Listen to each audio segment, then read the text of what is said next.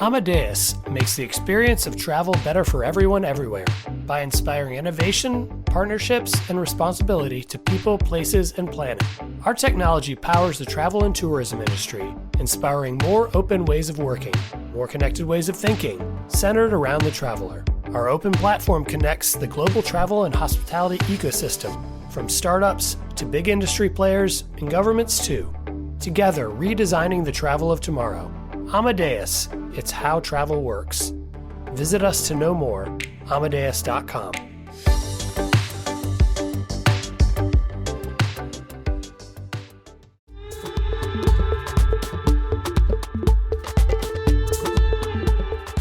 Hello, everyone, and welcome to the SKift India Travel Podcast, where we dive into the latest trends and news shaping the travel and hospitality industry in India. Today, again, I have with me my colleague Bulbul Dhawan, and the two of us have a lot to unpack, from the recent union budget disappointments to the earnings calls of IndiGo, MakeMyTrip, and the Indian Hotels Company. So let's just get started. Welcome, Bulbul. Hi, Peden. How are you? Good, Bulbul. Let's just get started with, what is it that you have for me? Absolutely. I think we should start with the full budget that we had for 2025 fiscal year. In one of our earlier podcasts, we talked about the industry expectations from this budget, and now that we finally have it, what do you think of the budget for the tourism sector in India? Not so much as what I think, but Bulbul, as you remember last week, after the budget, we spoke to a ton of people, and we kind of, it was more like gauging their reaction of how the budget was. I hate to say this, but the recent union budget has left many in the travel industry feeling underwhelmed. The budget presented by Finance Minister Nirmala Sitharaman included a focus on developing 2 temple destinations in Bihar and developing Odisha as a tourism hub. Of course, there has been a continued focus on religious tourism, which is all great, but it lacked significant measures that the industry had hoped for, such as, when you did your expectation story, what did you hear from the industry? They wanted industry status for tourism. They wanted a uniform tax rate for hotels. And they had a ton of, demands. And as I told you the last time we spoke about the budget expectations, that, these are demands that are not there, that have not suddenly come up. These demands have been there for the past at least 10, 20 years. And industry has been lobbying for it. And somehow, tourism is considered very important for the Indian economy, but I don't see that translating into benefits for the industry. I think Madhavan Menon, the executive chairman of Thomas Cook India Group, he rightly expressed disappointment over the lack of a reinstated advertising budget, right, for overseas promotion of inbound tourism into India. As we all know, that the global promotion budget had earlier been reduced by 97% in the interim budget that was announced in February. But there were no talks of kind of reinstating that and increasing the overseas promotion budget. And despite a push for spiritual tourism with developments in Bihar and generic, tourism development in Odisha, crucial needs like a streamlined registration process for online travel agencies and infrastructure support for hotels went completely, unanswered. Aviation and hospitality, in fact, received no mention in the budget. The demand to standardize the GST rate on hotel tariffs to 12%, because right now we have so confusing GST rates, because if it is of a certain rate, it's still about a certain rate, you have a certain GST, you come under a certain GST slab. And as because the lean season, peak season, the hotel rates keep changing, and likewise even the GST rates need to keep changing. And of course, there was this constant demand from the aviation industry to reduce the ATF, that's the aviation turbine fuel charge, which was completely, all of these were left unaddressed. I mean, there was, of course, there were some kind of what do we say? I mean, like we've said it before as well. There were some, crumbs of small mercies which we mentioned Yeah. earlier. But Yes. other than that, this budget was completely underwhelming, and I hope that the powers to be are learn from the industry that this is not enough to keep the Indian travel industry running. So I think what you said makes sense, because it's just Mhm. small things, a bit of TDS incentive here and there. But now, now that the budget is done, let's move on to earnings. And this past week, IHCL, the parent company of Taj Hotels, said that they're diving into the branded residences market with its first Mhm. Taj branded residences in Chennai. What do you think of this Mhm. diversification? And can you share more details from this earnings call? Yeah, sure. It's great that Indian Hotels Company is now diversifying. I mean, yes, Hmm. of course they had been getting into the short term, the alternative accommodation thing with Ama Trails. Hmm.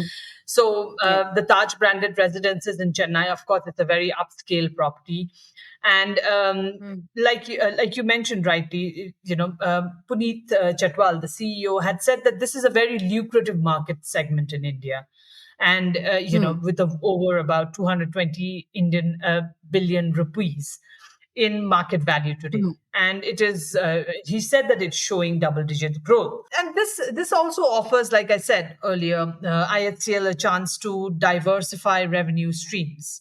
The residences will be able to leverage the strong brand equity of Taj, which is, whose parent company is IHCL. And and it's also about evolving into the whole hospitality landscape. The other thing interesting was that we've been talking about the fact that Taj's IHCL is planning to bring out Gateway back from the drawer.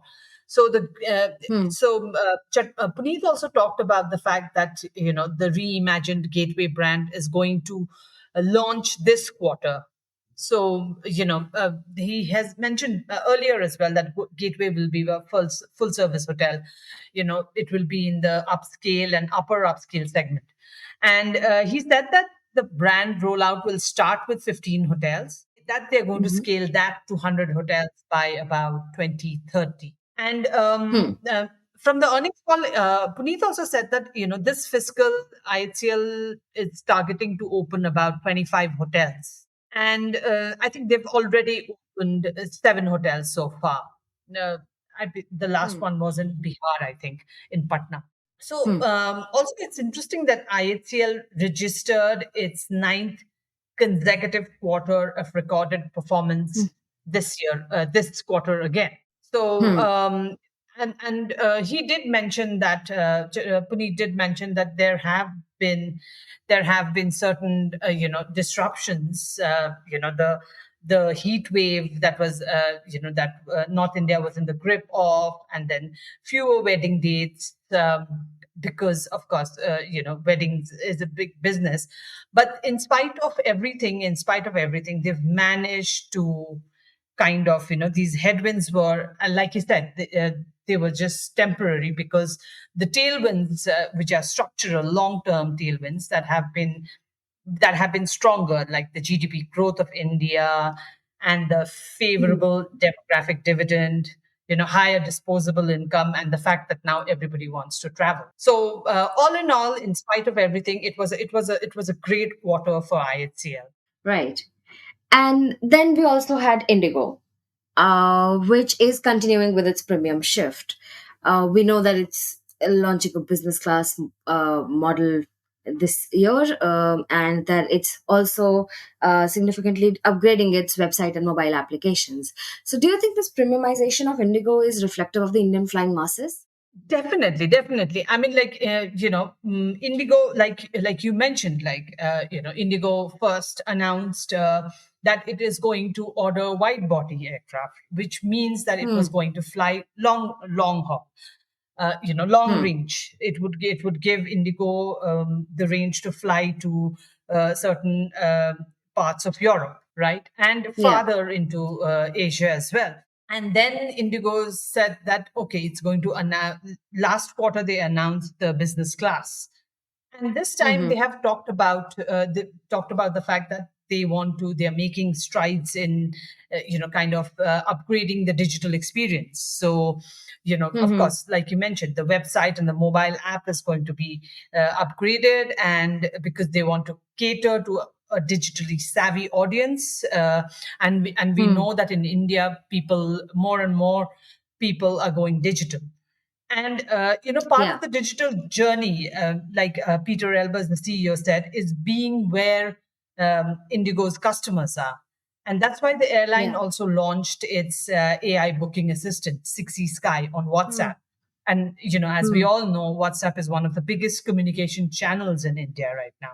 And Yes. Of course, in-flight entertainment, like if you are going to fly to Europe, you can't just not have, keep your audience engaged with something. Yeah. So you need that in-flight entertainment. And I think, he said that, it would be accessible through the app, which is, again, which is being upgraded. And they have kind of tested this on the Delhi-Goa route, which is pretty long, right? Okay. Delhi-Goa, about 2.5 hours or so, 2.5, 3 hours. Yeah. So, but, Peter has said that, customer feedback has been very positive, indicating that, a broader rollout could be on the horizon. Also, interesting thing is that, like IHCL, IndiGo also reported its 7th consecutive profitable quarter. But what happened was that this quarter, IndiGo faced a 12% drop in its net profit.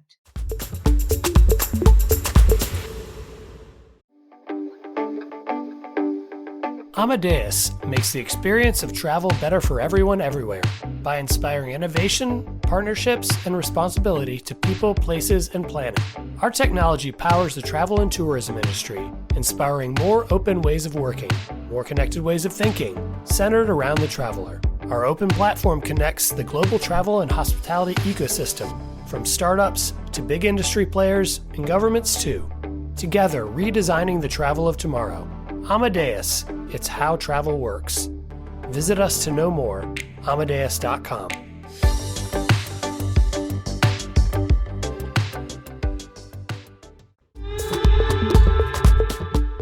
So this was as a result of course, the slowing demand, as well as, engine related and fuel costs as well. IndiGo also had to kind of, it has had to ground many of its aircraft because of the Pratt & Whitney engine issues. So this is the airline's first, as far as I know, I think this is the first profit drop that IndiGo has registered in the 7 quarters that it has reported its profit. Now, of course, everybody is concerned about the grounded aircraft because of the Pratt & Whitney engine problem. So I think Gaurav Negi, the commercial officer, when he was talking about this, he also addressed the issue of the grounded aircraft, and he said that I think the current count remains in the mid 70s, 74, 75, 76, whatever it is. And he also said that they're working with Pratt & Whitney and expect the grounding to start reducing, but that will only happen towards the start of next year. So, of course, it is going to, the groundings are still there, and I mean, like, they're still trying to work around it. And also this dip in profit was something that analysts had already expected. So they had anticipated, and in fact, they had anticipated a steeper decline. But IndiGo has managed. There was a 12% drop. Now, from the IndiGo earnings call, what was interesting, Bulbul, is that Peter spoke a lot about the growing demand for international travel. And they spoke about the fact that to kind of cater to this growing demand, they are going to enhance the international capacity deployment. And he mentioned one region, and that is Central Asia. Now, from mid-August, IndiGo is going to fly daily to Tashkent in Uzbekistan, Almaty in Kazakhstan, Tbilisi in Georgia. And the airline also plans to add more destinations and frequencies in the coming quarters, and it looks to achieve like double-digit growth in fiscal 2025. Now, interesting thing is about the fact that this growing demand for Indian travelers to Central Asian destinations. If you remember, I think in Skyscanner had come out with a travel trends report, recent 2024, in which they had talked about the travel trends in 2023, and they had reported that about Baku searches for Baku from India had gone up a little less than 450% in 2023.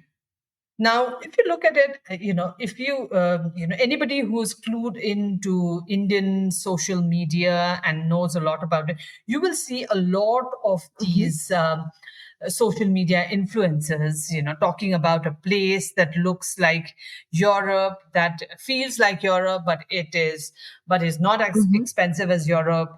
And if you look at it now, a Delhi to Baku round trip in October. October is when most of the Indian festivals happen, and it's that's the time when most Indians travel. Delhi to Baku round trip in October will cost you about 37,000, which is about $450. If you see, Azerbaijan tourism recently also appointed an India representative office. And Azerbaijan. Recently, they were there at the luxury travel fair happening in Rajasthan, and they said that Azerbaijan had witnessed, about 2.5 times higher tourists in the first 6 months of this year than last year. I think they've got about a little less than 120,000 tourists from India for the first 6 months of 2024, which is, of course, Indians love to go to Southeast Asia. They love a lot of places around that place.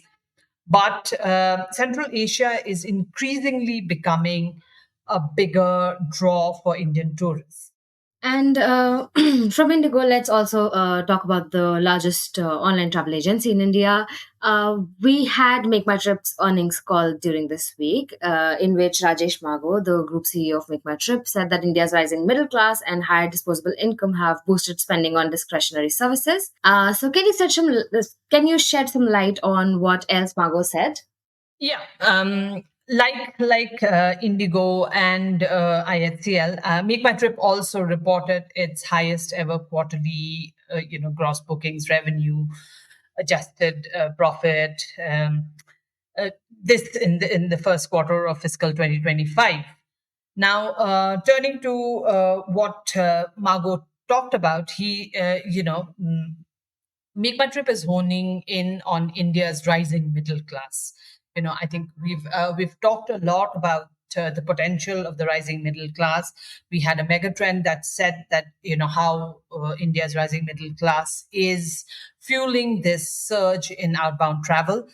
And during the earnings call, Mago Rajesh also pointed out that increased disposable income and changing travel behavior among younger generations are reshaping the entire travel landscape. He also mentioned about the shift to flexible working arrangements, which has influenced this kind of travel behavior. And then he said that the positive, he noted a positive long-term outlook for outbound travel. He said that the pool of first-time tourists are growing very fast, and particularly to emerging destinations. Like, again, he also mentioned Central Asia. He spoke about Turkey and Kazakhstan. And he's mentioned Kazakhstan specifically, saying that this has seen a significant increase in the number of Indian tourists. He said that I think for Kazakhstan, India is now the third largest source market and has witnessed a threefold increase in Indian tourists, right, in 2023 compared to 2021. And for Turkey, the numbers have, again, the number of tourists from India has surged to about 34% in the first 5 months of 2024. Now, so if you see, if you kind of look at it, all the travel-related businesses have reported very good quarters. Of course, it may not be as so they may have been there may have been certain disruptions as far as the elections were concerned, because of which demand was slow. But in spite of everything, I think demand has been good, and all these companies have been able to report good profits during this year, and they've had good business. So despite the budget disappointment, the companies have managed to all these companies they are pushing forward with their strategies to meet the needs of a growing customer base. So I think all in all, this week was whatever might have happened with the budget, but this week has been good for the Indian travel industry. Thank you, Peden. Thank you for discussing all of this with me. It's been great knowing everything from you. Thank you so much, Bulbul. And it was great talking to you again. And we will be back with more of these, conversations. And that's all for today's episode of the SKift India Travel Podcast. Stay tuned for more insights into India. Don't forget to subscribe and leave us a review. Until next time. Bye. If you're listening to us on Spotify, Apple Podcasts, or any other platform, please subscribe, rate us 5 stars, or leave a positive review. Your support helps us spread the word about the SKift India Travel Podcast and ensures we can keep bringing you free content every week. If you're watching us on YouTube, subscribe to the SKift channel and hit the notification bell to stay updated whenever a new video drops. Thank you for your support.